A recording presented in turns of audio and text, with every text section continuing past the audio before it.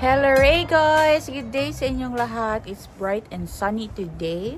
Lalabas tayo para matulog si Sarah and si Nico din is meron siyang gagawin today doon sa talyer kasi kailangan niya daw tanggalin yung chains ng tractor kasi yung tractor meron siyang chains for the winter para hindi siya dumulas guys kasi yung tractor wala siyang winter tire. So, kailangan siya lagyan ng chains around it.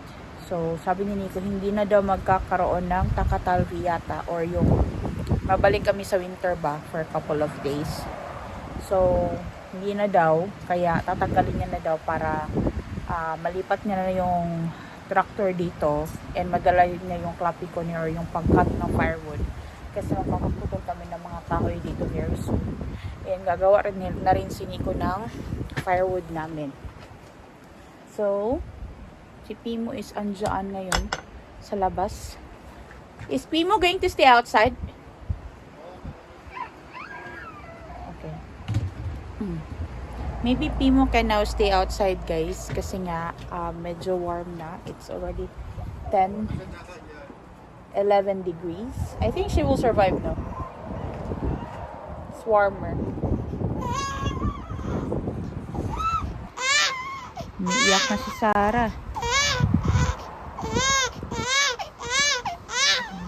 Sabi ko kay Nico guys, wag na muna ilabas si Pimo or ipastay dyan sa labas kasi medyo malakas yung hangin. Hindi today, kaya much better sa loob na lang sa next time na lang, baka next week kapag hindi na ganun ka lamig yung simoy ng hangin guys, as in sobrang windy today. Umiiyak na to si Sarah guys kasi gusto na nito sumakay doon sa sasakyan. Mabigat na. Bugat na kayo siya guys, as in mabigat na siya. Tapos siyang 2 months guys. Hirap na ako magbuhat guys. Yung sa pag nasa car seat siya ba, mabigat din kasi yung car seat tapos pas buyag po ng atong baby. Kaya nagbagood ang inahan. Mabigat. So, hindi pa ako magsa-start na mag-plant guys sa labas. But, magsa-start ako mag-plant ng mga seedlings sa loob. Yung corn pala, kailangan pala direct sowing pala yun or direct pala siya na ipa-plant kasi hindi pwede pala i-transplant ang corn. So, meron akong cucumber seeds doon. Yun ang ipa-plant ko and some other seeds. And then, hindi ko pa siya pwede ilabas kasi nga medyo malamig pa yung hangin. Hindi mag-thrive or hindi mabuhay yung atong tanim sa ganito na weather guys. Malamig talaga, uy. Malamig pa yung hangin.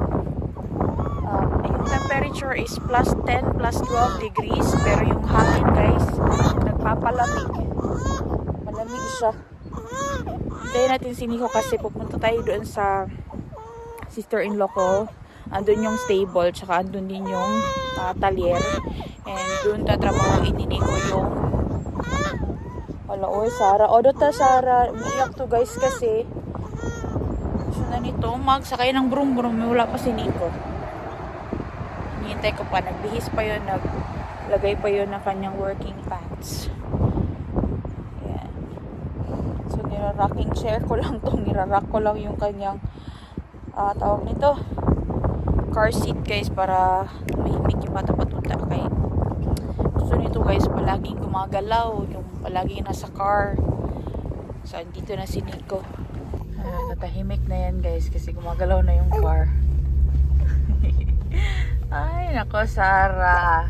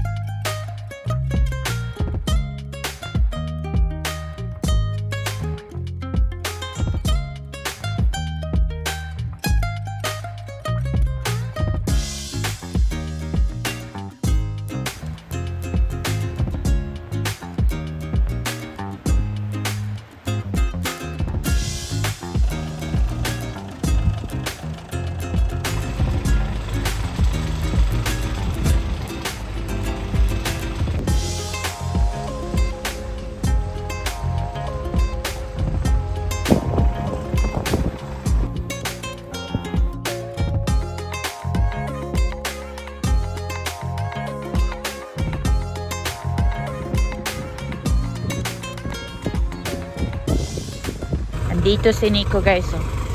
Tanggal niya na yung isang chain guys. Ayan na. Sa kabilang side, kasi yung malalaking gulong lang ang merong chains. Like ito oh.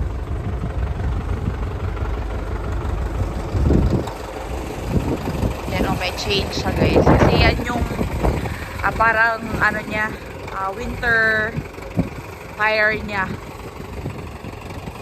Merong chain kapag winter. Kasi kung wala guys, madudulas itong tractor kasi masyadong madulas kapag winter dito. So andito si Nico sa Calier. Tapos yung isang tractor din guys, kailangan din yung tanggalan ng chains kasi ito meron din itong chains. Si Nico kasi ang naglalagay ng chains guys. Tsaka siya din ang gumagawa niyan. Yan o, meron siyang chains. Both sides yan. Pero yung malalaking gulong lang.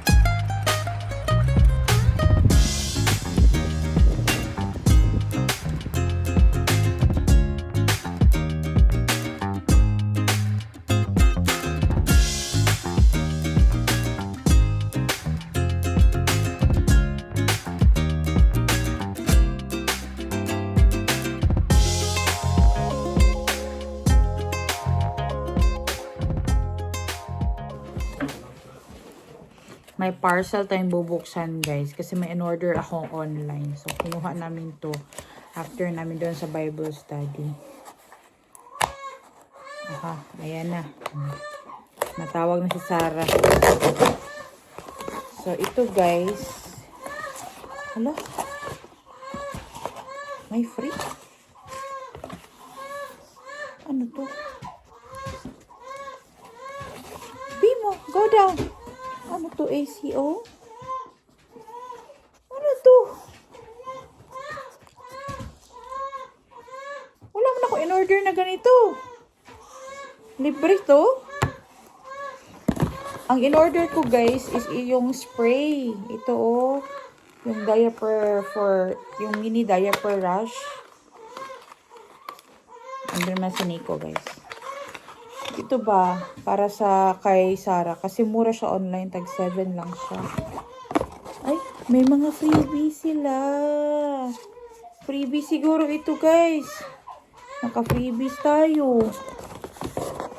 Sarah, pera na lang binilagay nila dito.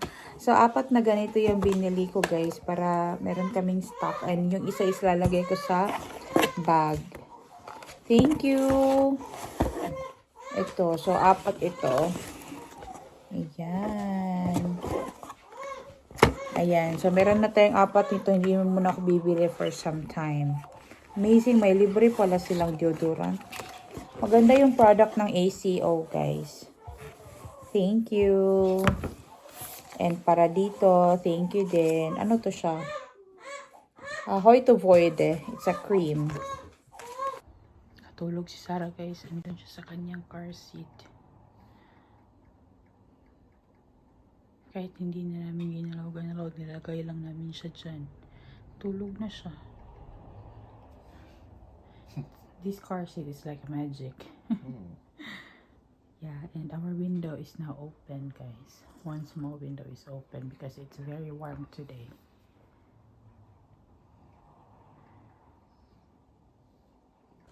Daddy will do all the spring work. What will Sarah and Mommy do? We will sit down and relax. Mommy drinks milk. Sarah drinks milk. We drink mehu. We drink water. And then light an auring korasva pale. We will put auring korasva. And then sil malasit. Aurinculasit. No. And then we will sit down under the heat of the sun and enjoy the heat of the sun. What will Daddy do during springtime? What will Daddy do during springtime? Daddy will clean the yard, cut the trees down, and then Daddy will clean Mommy's garden. So it's ready for Mommy's planting season. It's like that? Oh. Daddy do everything, no? Isn't it? Because Mommy can't do it. Why? Sarah will cry right away. I want Maito. I want Maito. Sarah will all the time do that. Because if Daddy will take care of you, you always cry. Because Daddy doesn't have milk from his boobies. Daddy has boobies, but it's empty. No milk. Sarah needs lots of milk. How many gallons of milk he can drink? Many gallons. You're just listening. You like it when people talk to you? You are like Daddy then, so puhelias. So talkative, like listen and talk. We go to coffee shop. Coffee shop is the best place to talk. Isn't it? Yeah. In Finland, people likes to go to the coffee shop to chat. Like Daddy always do that one. You? Now you have hiccups. Let's remove that hiccups.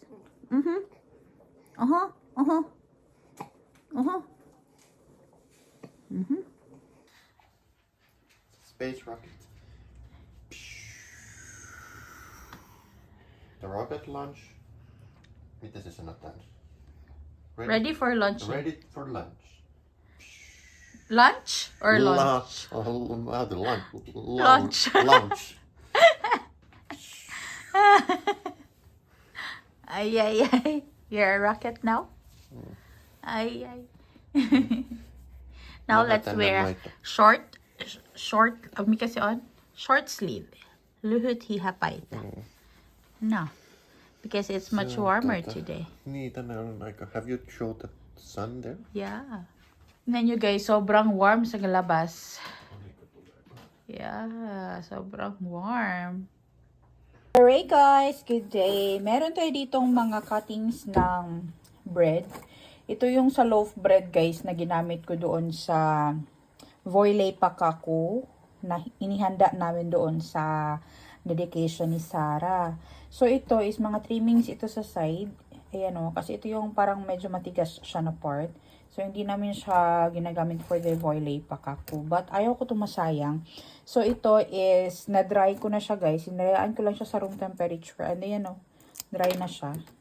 So ito, pwede na itong gawing korpo yauhu or yung breadcrumbs. Ayan, so ilalagay ko lang ito sa food processor. Tapos, store sa container o sa ziplock.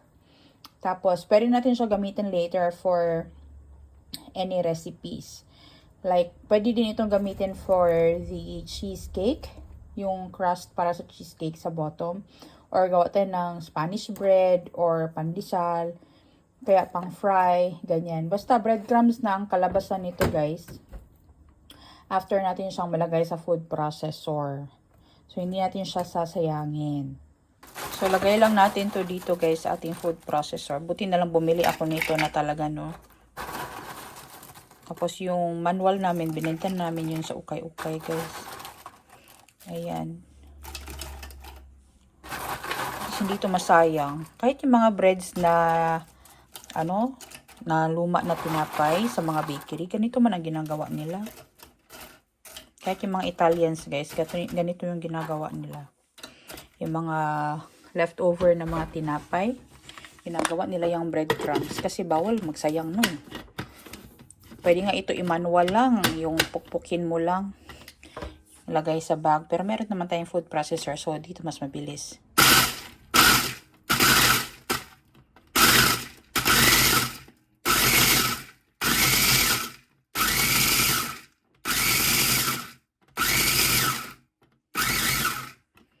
Yan. So, mabilis lang guys. Tapos na.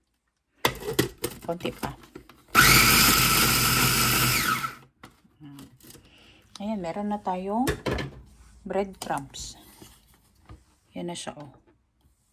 Pupunta kami today ng Hobby Key, guys. And ng grocery din. Kasi kailangan kong bumili ng mga ingredients para sa cake na gagawin ko para kay Ate Ruby and Yarko. Gagawa ako ng cake as a gift sa kanila. And then, tawag nito, punta din tayo ng Hobby Key today kasi ito na yung last na ulam na galing sa Hobby Key from last time, yung chicken and yung sausage. Galing yun doon sa ref o sa freezer. So, naluto na namin and bili ulit tayo doon sa Hobby Key para makatipid tayo. Yan. But hindi siguro ako bibili today doon ng tinapay. Hindi ko pa alam. Hindi ko pa sure. Let's see kung ano ang mga mabibili natin today sa Hobby Key.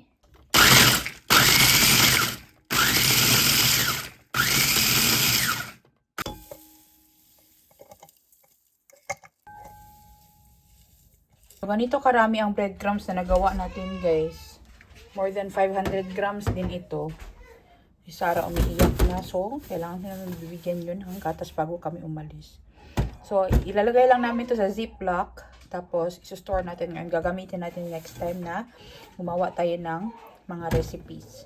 Andito si Sarah, guys, tumidede. And, meron na siya mga baby rashes. Oh, but normal naman yan. Sa atin yan is yung tawag niyan bungang singot or bungang araw. Pero normal yan siya, guys. Hindi naman yan delikado. Dumidede na siya bago kami umalis. And matutulog to for sure sa biyahe papunta doon sa city. So, punta tayo ng Hobby Key today. And daan din tayo ng ilang store kasi may bibilhin tayo.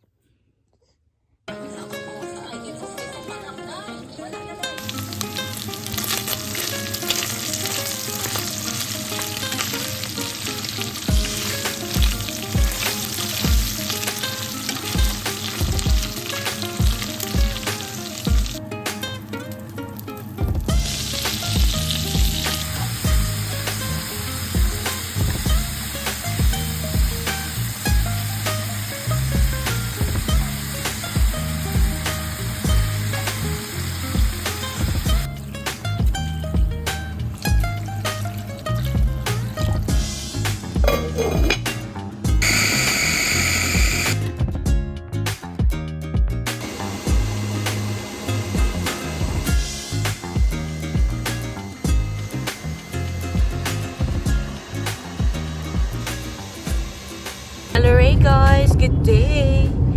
We are on the way to Expo right now kasi in-invite kami ni Ate Ruby kasi kinasal siya no 2 weeks ago yata, and then birthday niya, so celebrate siya today together. So congratulations kay Ate Ruby tsaka kay Yarko.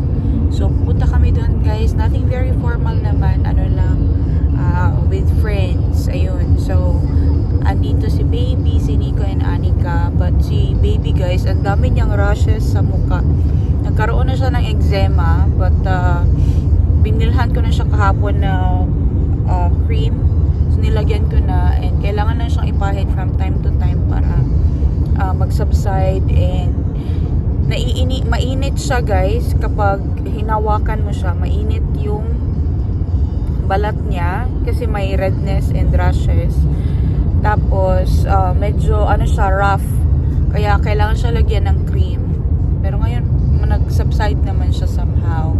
And, siguro papaliguan ko siya this week na mga 3 times a week. Hindi na twice a week para mag-cool down yung balat niya, guys. Kasi mainit kasi sa katawan yung eczema or yung rashes na yun. But yeah, nothing very serious to worry naman. But last night, feeling ko lang na medyo mainit talaga siya. So, pinakuha ko kay Nico yung thermometer. And normal naman. So, dun lang talaga yun sa balat. Yung sa skin niya lang, yung sa rashes na warm to touch siya. But so far, feeding is okay naman. So, ngayon, andito na tayo sa Rihimaki area. I think we will be traveling for about an hour papunta doon. galing dito sa Rihimaki. Tapos, mabilis lang kami dun guys. After ng party, is uwi din kami agad ng countryside. Kasi nga, hindi mo na kami gagala-gala talaga. Mahirap kasing gumala guys. So, pag may pupuntahan ako doon, yun lang talaga. Tapos, uwi na rin talaga kami agad-agad. Kasi today is a Sunday and tomorrow may pasok si Anika. Kaya, kailangan din natin umuwi na maaga kasi bukas pasok na naman. Ayun. So ngayon dito sa Rihimaki, so wala na rin talagang snow dito. Spring na talaga ang vibe dito, guys. Pero hindi pa nagtumubo yung mga flowers dito din sa kanila. At yeah, so hindi siguro ako makakapag-video masyado doon. Let's see. Siguro mga clips lang ng mga ganap doon yung mapapakita ko sa vlog na to. Si baby guys, ayan o, medyo okay na yung face niya ngayon compare kanina after nung pinaliguan ko siya. Nilagyan ko siya ng cream after. Ayan o, kita nyo, parang siyang may mga bungang araw, pero eczema yan siya guys. I've seen the wishing well, but I don't throw pennies down below. I've seen a shooting star, but I don't follow where it goes. I'm not the superstitious kind. You were always meant to be. Oh, magsusubuan kayo. Iba naman yan. La la la la la la la la. Some people pray all day and cross their fingers tightly in a bow, but I've got open eyes, arms stretched wide because I know you will